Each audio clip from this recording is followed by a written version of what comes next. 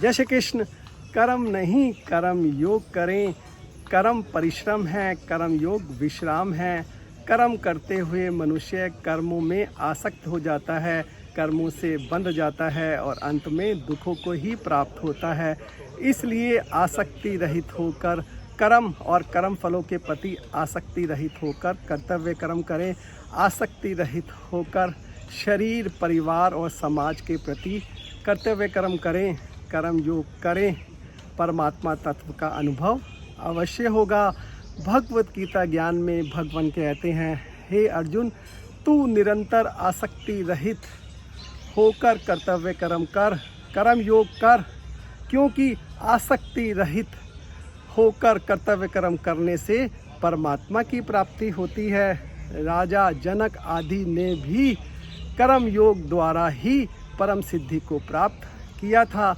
इसलिए तू भी लोक संग्रह को देखते हुए, श्रेष्ठ मनुष्यों का आचरण देखते हुए कर्म योग करने ही योग्य है। जय श्री कृष्ण।